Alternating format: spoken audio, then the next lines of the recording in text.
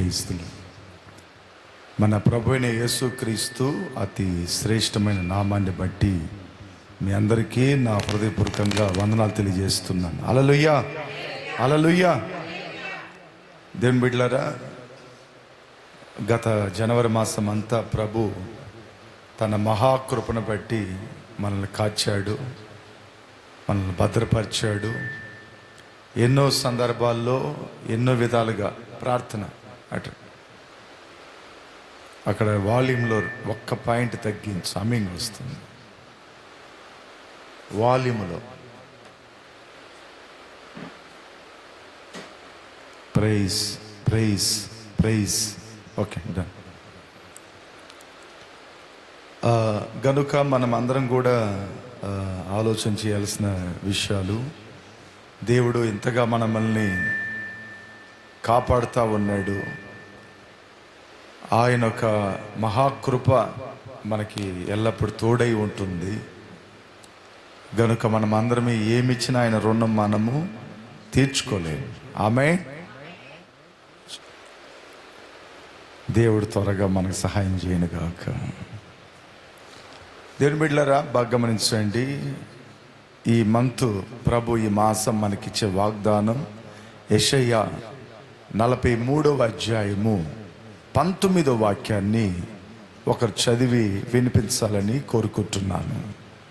యెషయా రాసిన గ్రంథం 43వ అధ్యాయం. యెషయా, ఇదిగో నేనొక నూతన క్రియ చేయుచున్నాను, ఇప్పుడే అది మొలుచును, మీరు దానిలో నేను ఆలోచింపరా.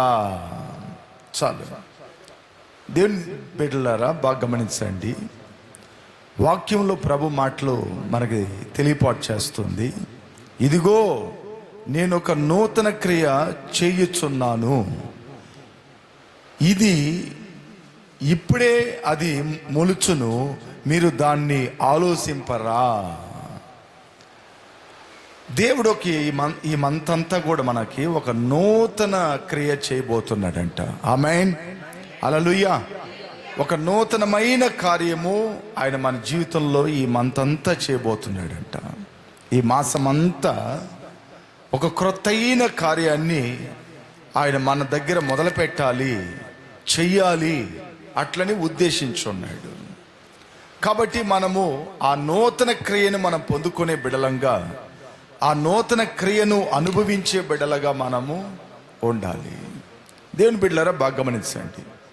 మన దేవుడు ఏం చేసినా అది కొత్తగా ఉంటుంది, నూతనగా ఉంటుంది. ఆయన అద్భుతాలే కానీ, ఆయన మాటలే కానీ, ఆయన చేస్తున్న ప్రతి విషయం కూడా ఒక క్రొత్తగానే ఉంటుంది.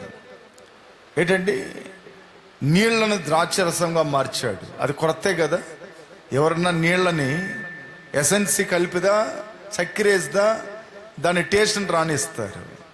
అయితే ఓన్లీ వాటర్నే ఆయన అద్భుతంగా ఒక మంచి విధంగా దాన్ని చేశాడు. అంటే ఒక క్రొత్తైన మిరకల్ అది. ఇట్లా ప్రభు ఎన్నో విధాలుగా ఒక క్రొత్తైన అద్భుతాల్ని ప్రభు ఈ భూమి మీద చేస్తున్నాడు. చాలా ఉన్నాయి, చెప్పడానికి ఇప్పుడు టైం లేదు నాకు. ఓకే, ఇంకొకటి కూడా చెప్తాను నేను. ఒకసారి కొంతమంది 300 మంది దగ్గర 300 మంది ఉంటారని నేను అనుకుంటున్నాను. ఈ 300 మంది, ఆ సైడ్ రెడ్ ఉంది కదా, రెడ్ పక్కన గ్రే ఉంది, చూసినవా? దాన్ని కిందకి డౌన్ చేయి. ప్రైజ్. Okay, done, వదిలేసాయి. 300 మంది దాదాపు ఉంటారని నేను అనుకుంటున్నాను. అందరికి ఆకలి, అందరూ భోజనాలు రెడీ చేసుకున్నారు. భోజనాలు రెడీ చేసుకున్న తర్వాత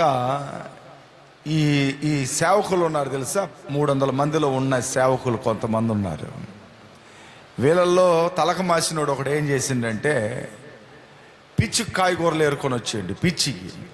పిచ్చి కాయగూరల వల్ల అవి ఏరుకొని వచ్చాడు. దొండకాయలోనే 2 దొండకాయలు ఉన్నాయి. మంచి దొండకాయ ఉంది, పిచ్చి దొండకాయ ఉంది. అట్లా పిచ్చి మొక్కలు ఏరుకొని వచ్చాడు మనోడు, ఎవరో తలక మాసినోడు. తీసుకొచ్చేసి దాంట్లో వేసి వండారు. వండితే విషపు చేదు ఏది? వండిన వంట ఏం చేదు? విసపు చేదు. ఇక అందరూ ఆకలితో కూర్చొని ఉన్నారు.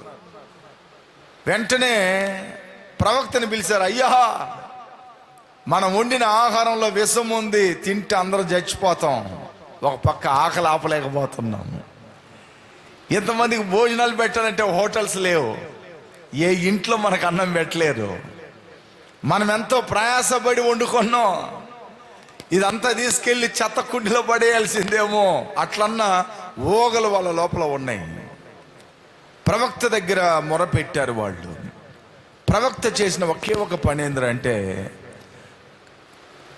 దోశ నిండా పిండి తీసుకున్నాడు. స్తోత్రం. అటనే ఒక ప్రార్థన చేసి ఆ విసపు కొండలో వేశాడు. ఏంగానే ఆ ఆహారం అమూర్తంగా మార్చబడింది. దేవునికి చప్పలు కొట్టండి. ఆమేన్. తిన్నోడు ఎవడు చచ్చిపోవాలా, జీవంతో బతికారు. ఇది నూతన క్రియ. ఏం క్రియ అది? నూతన క్రియ. అది అంత పిండేంది, దాంట్లో వేయటం వలన విషం చచ్చిపోవటం ఏంటి? ఆ పిండిలో ఏమో మహిమ ఉంది అసలుకి? ఆ పిండిలో మహిమ లేదు, ఆయన చేసిన ప్రార్థనలో మహిమ ఉండింది. ఆమేన్. కాబట్టి మన దేవుడు ఎప్పుడు ఒక నూతన క్రియని చేస్తూ ఉంటాడు. కాబట్టి ఈ మాసంలో ప్రభు నీకు ఇచ్చే వాగ్దానం ఏంటంటే, నేను ఒక నూతన క్రియ నేను నీకు చేయబోతున్నాను. ఏదో దేవుడు ఈ నెలలో ఒక క్రొత్తైన కార్యాలు మన ఇంట్లో చేయబోతున్నాడు, మన అందు చేయబోతున్నాడు, మన దగ్గర ఆయన చేయబోతున్నాడు. అందువల్లే నేను ఒక నూతన క్రియ చేయబోతున్నాను అంటున్నాడు. ఆ నూతన క్రియను మనం పొందుకోవాలంటే మనం ఏం చేయాలన్నది అక్కడ ఉంది. పైన 18 వాక్యాన్ని చదవండి. 18. మునుపటి వాటిని జ్ఞాపకం చేసుకోకుడి, పూర్వకాలపు సంగతులను తలంచుకోకుడి. మునుపటి కాలమును జ్ఞాపకం చేసుకోకుడి అంటున్నాడు. అంటే దాని అర్థం ఏంటంటే ఎప్పుడు పాత జ్ఞాపకాల్లో బతికేబాక, పాత ఆలోచనలోనే ఉండబాక, పాత రోతైన జీవితాన్ని అనుకోబాక. సినిమాలు మానేసినవా మళ్ళా చూడబాక, సీరియల్ మానేసినవా మళ్ళా చూడబాక. నీ దగ్గర ఒక బ్యాడ్ అయిన హ్యాబిట్స్ ఉండిందా, తప్పైన అలవాటు ఒకటి ఉండిందా, ఆ అలవాటుని మానేసి వదిలేసుకున్నవా మళ్ళా దాన్ని కంటిన్యూ చేయబాక, మరుగుగా చేయబాక. ఒక తప్పుని ఎప్పుడైతే మానేసుకున్నావో, ఎప్పుడైతే ఒక అలజడైన కార్యాన్ని వదిలేసుకున్నావో అట్ల తర్వాత దాన్ని నువ్వు చేయబాక అంటున్నాడు. మునుపటి వాటిని జ్ఞాపకం చేసుకోకుండా, వాటిని తలంచుకోకుండా నువ్వు ఉంటే నీ యందు దేవుని నూతన కార్యం జరుగుతుందంట. ఆమేన్. హల్లెలూయా. ఆయన ఇంకా నూతన కార్యాలు మన అందు చేయలేకపోతున్నాడంటే దానికి కారణం ఏంటంటే ఇంకా మునుపుటి ఆలోచనలతో మనం బతుకుతున్నామని అర్థం. అందువల్లే పై ఎత్తులో ఆ మాట రాశారు ముందుగానే, మునుపుటి వాటిని జ్ఞాపకం చేసుకోకుడి, పాత జ్ఞాపకాలు రాకూడదు. దేవుని బిడ్డలారా, ఇజ్రాయేలీలు ఉన్నారు తెలుసా? ఇజ్రాయేలీలు ప్రజలు వీళ్ళందరూ కూడా దేవుడు అరణ్యంలో వాళ్ళని చక్కగా నడిపిస్తా పోషిస్తూ ఉంటే వాళ్ళ బుద్ధులు చూపించేది మొదలు పెట్టారు. మా దైవజనుడు హల్లెలూయా యేసుదాస ఎత్తెడతాడు వాళ్ళని. మండేల మర కట్టింగ్ అదల్లా, మండేల మసాలా కడేది ఇదికి అని తిడతాడు మా ముందు. మేమంటాం, ఏంట్రా బైబిల్లో ఉన్న ఇజ్రాయేల్ అందరిని తిడుతున్నాడు ఈయన అని అంటా నేను. ஆமாப்பா உண்மைதான் சொல்றேன். அவங்க கண்ணு முன்னாடி செங்கடல் இரண்டாக பிளந்து விட்டார் அவரு. அவங்க பசின்னு சொல்லும் பொழுது நிறைய காடைகள் வர செய்தார் அவரு. அவங்களுக்கு தண்ணி இல்லை, எல்லாரும் சாவுறாங்க, தண்ணிக்கு வறண்டு போச்சு. ஒரு கல் மேல அடிச்ச உடனே அதுல இருந்து ஊட்டு வெளியில வருது. இவ்வளோ தண்ணீர் குடிச்சோம், இவ்வளோ சாதம் சாப்பிட்டோம், மண்ணா சாப்பிட்டாங்க. தேவ தூதர்கள் சாப்பிடுகிற சாப்பாடு இன்னைக்கு நம்ம சாப்பிட்றோமா? நம்ம சாப்பிட்றதெல்லாம் கெமிக்கல் சாதம். ஆனால் 40 வருடம் அவங்க மண்ணான் சாப்பிட்டாங்க. பரலோகத்தில் தேவ தூதர்கள் சாப்பிட்ற சாப்பாடு சாப்பிட்டாங்க. அவங்கள கால் வலிக்காம அவர் சுமந்தாராமா. துணிகள் அழுக்கவளை அவளை சுத்தமா பாதுகாத்தாரு. కాళ్ళు వాపు రావలేదా, చెప్పులు అరగలేదంట. చెప్పులు అరగలేదంటే 40 வருஷமா ஒரே செருப்புல சுத்துறாங்க எல்லாரும் சேர்த்து. 40 வருஷமா எந்த விகேசிக்கு போல, எந்த பிராண்டு வாங்கணும், வாக்கர் வாங்கணும், நான் நல்ல பிராண்டா வாங்கணும், நல்ல சூப்பரா போடணும் சொல்லிட்டு நிறைய பேர் ஆன்லைனில் பிடிச்சி தூங்குறாங்கல்ல. 40 வருஷமா ஒரே செருப்பு தான் போட்டுக்கிறாங்க. ஆனா செருப்பு கொஞ்சம் கூட தேயலையாமா. செருப்பு கொஞ்சம் கூட தேயல. 24 மணி நேரம் ஏசில வச்சாரு. அவங்கள 24 மணி நேரம் ஏசில வச்சாரு. ஒரு பக்கம் வெயில் அடிக்குது. வெயில் அடிச்சா ஏசில இருக்கிறாங்க. எப்படி மேகஸ்தம்பம் மேல இருக்கு. நான் ஊட்டிக்கு போயிருக்கிறேன், கொடைக்கானல் போயிருக்கிறேன். அந்த மேகங்கள் இருக்கும்போது இப்படி இப்படி பண்ணியிருக்கிறேன் நான். இங்க மேல போவோம், அது அப்படியே எங்களுக்கு குளிரும். அப்படியாக அவங்கள பாதுகாத்து இருக்கிறாரு. இவ்வளவு நன்மைகள் செய்து அவங்களுக்கு விரோதமாக எந்த பூச்சியும் கடிக்காம, எந்த பாம்புகள் கடிக்காம, எந்த சிங்கங்களும் கடிக்காம, எந்த தீமைகள் வராம 40 வருடம் அவங்களுக்கு முன்னாடி இருந்து அவர் மேகஸ்தம்பமாக அக்கினி ஸ்தம்பமாக நடத்தினா அவங்க புத்திங்கள் காமிச்சிட்டாங்க. அதனாலதான் இங்க அல்லேலூயா திட்டுவாரு. 40 வருஷமா அவர் இவ்வளவு பண்ணிருக்கிறாரு. இதெல்லாம் நினைச்சு பார்க்காம இந்த மறை கட்டிங்க ఏం చేసిండా ఆయన అట్నే చెప్తాడు. என்ன பண்ணாரு அவரு அப்படின்னு சொல்லிட்டு சொல்லுவாங்க. మన దేవుడు గొప్పోడండి. ఆయన గొప్ప దేవుడు. ఆయన నిజంగా ప్రేమించే వాళ్ళని ఎప్పుడు వదిలిపెట్టడు. ఆమేన్, హల్లెలూయా. అదంటున్నాడు, మునుపటి వాటిని మనం ఏం చేసుకోకూడదు, జ్ఞాపకము చేసుకోకూడదు. దేవుని నూతన కార్యం మన జీవితంలో జరగాలంటే ఏది మనం వదిలిపెట్టుకున్నామో దాని వైపు మరల మనం తిరిగి చూడకూడదు. దేన్ని మనం మానేసుకున్నామో, దేన్ని ప్రభు కోసం వదిలేసుకున్నామో దాని వైపు మరల మనం తిరిగి చూడకూడదు. అప్పుడుదా దేవుని నూతన కార్యం మనందు జరుగుతుందంట. ఆమేన్, ఆమేన్. ఇజ్రాయేలీలు చూసింది ఏంటంటే, మేము ఐగుప్తులో ఉన్నప్పుడు మాకు అది నింది ఎక్కడికి వచ్చేలాగా మాకు ఏం లేదని సనుకుంటా ఉండిండ్రు పాపం. గొనుగుడు. నేను కూడా అప్పుడప్పుడు చెప్తా, చాలా ఫ్యామిలీలో గొనుగుడు ఉండే ఇల్లు ఊరుపడదో. ఎప్పుడు గొనుక్కుంటా ఉండే ఇల్లు, ఇంట్లో ఎవడన్నా ఒక ఆమె గొనగతావు నిండనుకోండి, ఆ ఇళ్ళు బాగుపడే చరిత్ర ఉండదో. ఎందుకు ఈ మాట చెప్పగలుగుతున్నా, ధైర్యంగా చెప్తున్నా తెలుసా? నేనా ధైర్యంగా ఎందుకు చెప్పగలుగుతున్నా తెలుసా? ఇజ్రాయేలీలు గొనుక్కుంటా ఉండటం వల్లే ఒక్కడ కానాన్లో అడుగు పెట్టలేకపోయిండు. ఒక్క ఆమె అడుగు పెట్టలేకపోయింది లోపల. 40 ఏండ్లు దేవుడు వాళ్ళతో ఉన్నా కూడా ఈ గొనుగుడు వల్ల లోపలికి పోలేకపోయారు. కాబట్టి గొనుగుడు ఉన్న ఇంట్లో ఎప్పుడు కూడా వర్ధిల్లటం అనేది కష్టం. మనం అంటాం కదా, మాతియోసి అనే దాన్ని మొదలు పెట్టాలా. మాతియోసి ఒకటే మీద నిలబడకుండా కాస్త డిఫరెంట్గా ఆలోచన చేసేది మనం ఏం చేయాలా, మొదలు పెట్టాలి. ఆమేన్, హల్లెలూయా, హల్లెలూయా. దేవుని బిడ్డలారా, అప్పుడు వాక్యంలో రాయబడినట్లుగా మునుపటి వాటిని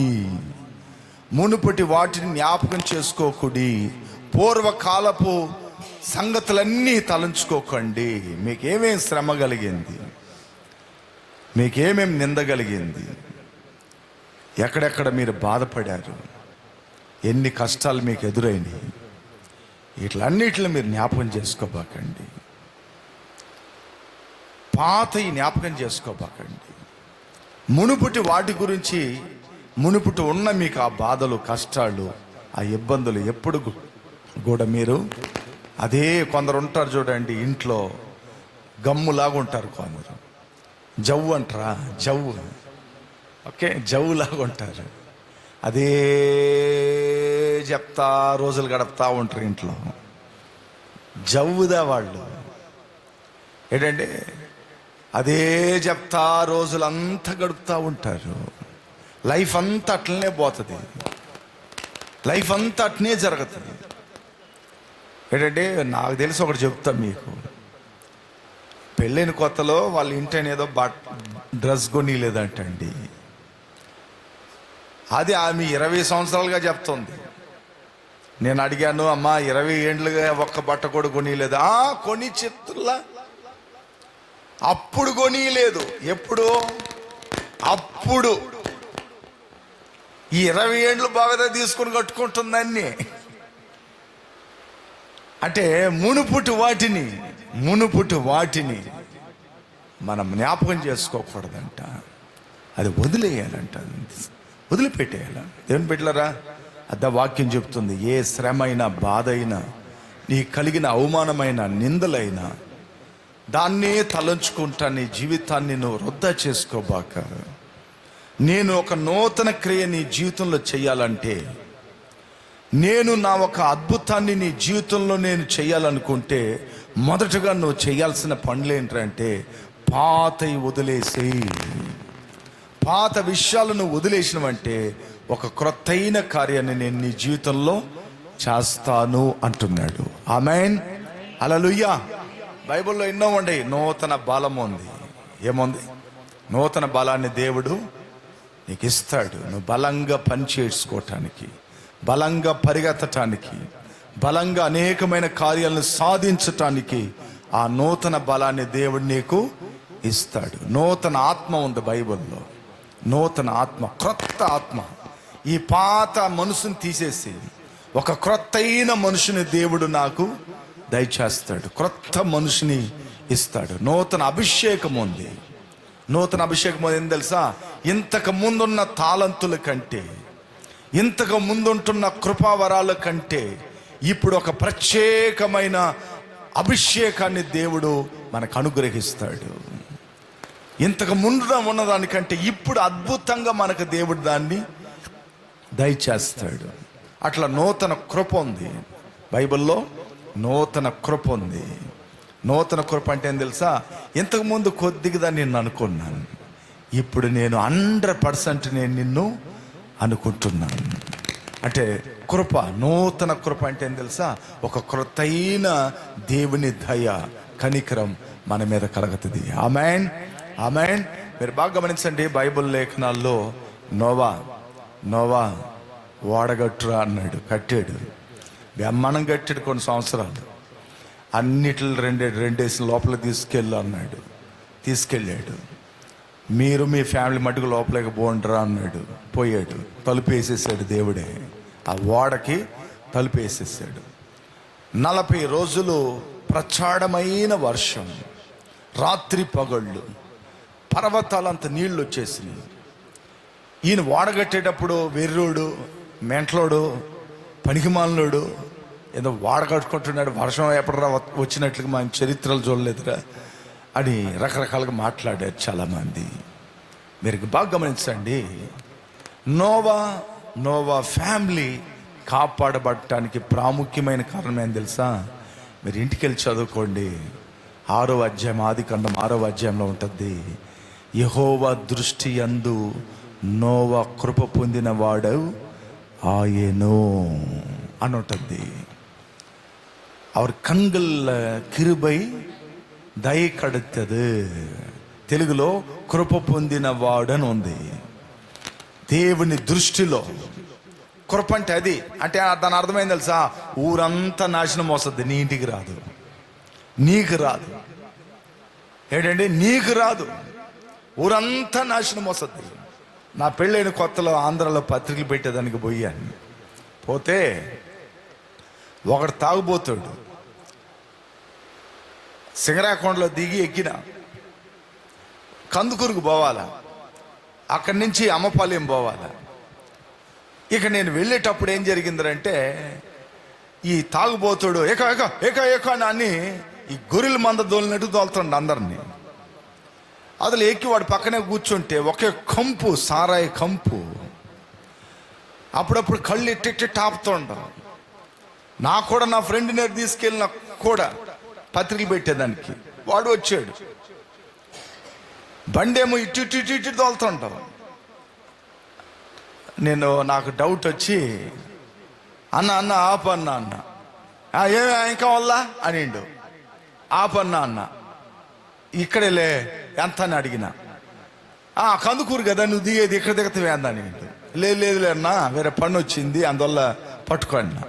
ఇక ఇచ్చేసి గమ్మునిగా నేను దిగేసిన. దేవుడిని కృప చూడండి. దిగేసిన. మేము వెనకాల వేరే ఆటో పట్టుకొని వచ్చినాం. ఈ ముందు పోయిన ఆటో ఒక లారీకి గుద్ది అందరు కింద పడి ఉండరు. ఇది కృప. ఇక మేము టక్కున దిగేసేసి వాళ్ళకి హెల్ప్ చేసినాం. అందరం పడేసిండు మనోడు. ఇది కృప. ఊరంతా నాశనం వస్తుందేమో కానీ దేవుని కృప నీ మీద ఉంటే నీకు ఏ అపాయం రానికుండా ఆయన ఏం చేస్తాడు? కాపాడుతాడు. ఆమేన్, హల్లెలూయా. ఓకే, నాతో పాటు ఆంధ్రాలో సేవ చేసేదానికి మన పిల్లలు చాలా మంది వచ్చారు. ఒకటి నెలల్లో పడాడు, ఒకటి తేలిగేసింది, ఒకడికి ఇంకొక ఇబ్బంది కలిగింది. నేను కవికుమార్ మాత్రం తప్పించుకున్నాం. ఎందుకంటే నా కూడా ఉన్నింది కాబట్టి. ఆయన ఏంటంటే నాతో పాటు పచ్చాడమైన వర్షం మీద ఒక పక్క, నేను బండిని తీసి పక్కన పెట్టేసిన. వీళ్ళకందరికి ఫోన్ చేసి ఎక్కడ ఉన్నారంటే పోతా మీరు వెనక వచ్చేయి అంటారు. రే ఇంత వర్షంలో ఎట్లా వచ్చేది? మీరు పోతారని నేను ఒక దిక్కన పడిండు. సేవకులు మాట్లాడినరు కొందరు. సేవకులు మాట్లాడింటే బాగుపడిపోతారు. మాట వినరు కొందరు. గంగ ఈ ముండోళ్ళు ఉంటారు కొందరు మన దగ్గర. ఒక్కొక్కరికి ఒక్కొక్కటి ప్రాబ్లమ్స్ జరిగింది. అయితే మేము మాత్రం శుభ్రంగా ఇంటికి కారులో వచ్చి ఇంటికి చేరుకున్నాం. శుభ్రంగా కారులో వచ్చి ఇంటికి చేరుకున్నాం. దిస్ కృప. దేవుని కృప ఉంటే మనకు ఆలోచనలు ఇస్తాడు, మంచి చెబ్బలు నేర్పిస్తాడు. కొన్ని సందర్భాల్లో దుష్టుడు మనకు అనేకమైన శ్రమ, నీతిమంతుడికి ఆపదలు అనేకములు వస్తాయి అని బైబిల్లో రాయబడింది. కాబట్టి మనం ఎప్పుడు దేవుని కృప పొందుకున్న బిడ్డలమై ఉండాలి. ఆమేన్. చూడండి, అందువల్ల ప్రభు అంటాడు, మునుపటి వాటిని మీరు వదిలిపెడితే నేను మీకు నూతన క్రియలు చేస్తాను. దేవుడి మాసం నీకు ఇచ్చే వాగ్దానం, నూతన క్రియ చేస్తాడంట. నువ్వు ఏది అనుకుంటున్నావో అది క్రొత్తగా దేవుడు నీకు ఈ ఫిబ్రవరి మాసం నీకు చేయబోతున్నాడు. ఫిబ్రవరి మాసంలో దేవుడు అద్భుతంగా ఒక క్రొత్త కార్యాన్ని నీ జీవితంలో చేయబోతున్నాడు. దాన్ని బట్టి మనం అందరం తలలోంచి ప్రార్థన చేద్దాం. అందరం తలలోంచండి. అందరు తలలోంచి ప్రార్థన చేయి. ప్రభువా, నీ మాట జీవం కలిగిందయ్యా, నీ మాట శక్తి కలిగింది నాయన. అటని ప్రార్థన చేద్దాం. ప్రార్థన ట్యాబ్ తెచ్చిపెట్టండి ఎవరన్నా. అందరు ప్రార్థన చేయండి. దేవుని సన్నిధిలో ప్రార్థన చేయండి. ప్రభువా, నీ మాటలు ఆశీర్వాదం కలిగినాయి అయ్యా. నీ మాటలు నమ్మదగినాయి ప్రభువా. నీ మాటలు ఉద్ధరించగలిగినాయి నాయన. దాన్ని బట్టి నీకు స్తోత్రాలయ్యా. నీ సన్నిధిలో ప్రార్థిస్తున్నాను నాయనా. గత మాసం అంతా కాపాడేవయ్యా. మమ్మల్ని బలపరిచే మా కుటుంబాన్ని, మా పిల్లల్ని, నా ఉద్యోగాన్ని చాలా సుఖభద్రంగా కాపాడి నువ్వు నాయన. కాబట్టి ఈ ఒక మాసం, ఈ ఫిబ్రవరి మాసం నాకు, నా కుటుంబానికి నూతన క్రియ చేస్తానని వాగ్దానం ఇచ్చావు ప్రభువా. నీ నూతన క్రియ నా ఇంట్లో జరగాలి, నా యందు జరగాలి. నీ నూతన కార్యాలు నేను చూడాలి ప్రభువా. ఆ కృప నాకి అయ్యా. ఈ మాసం అంతా నా ఇంటికి మీరు తోడై ఉండండి. మీరు నన్ను బలపరచండి, ఆశీర్వదించండి. కృప ద్వారా మీరు నింపమని నీ బిడ్డలు నూతనమైన అభిషేకం పొందుకొని, నూతనమైన బలం పొందుకొని, నూతనమైన కృపను పొందుకొని, నూతనమైన ఆశీర్వాదాలు పొందుకునే బిడ్డలుగా మీరు మార్చమని ప్రార్థిస్తున్నాను. నీ నూతన కార్యాలు వారి జీవితంలో మీరు చేయండి నాయన. మీరు ఆశీర్వదించండి. నీ బిడ్డలు ఏవో అనుకుంటున్నారో ఇట్లా మీరు సహాయం చేయండి. ఆ నూతన క్రియ జరిగించండి అయ్యా. నజరుడైన యేసు క్రీస్తు నామంలో ప్రార్థిస్తున్నాను తండ్రి, ఆమేన్, ఆమేన్. అందరం పైకి లేచి పడుకుందాం. ఒక పాట పాడుతుండగా కానుకలు సమర్పించుకుందాం. మన మధ్యలో సహోదరి సిఫోరాల్ ఒక పాట పాడుతుంది.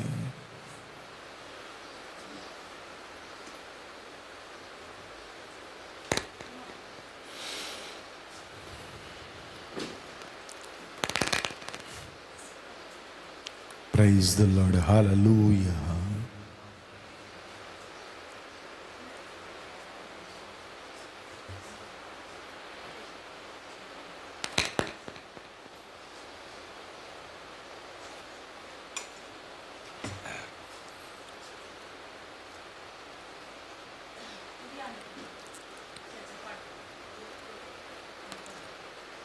లేదు, పాడు, నీకు ఇష్టమైనది పాడండి.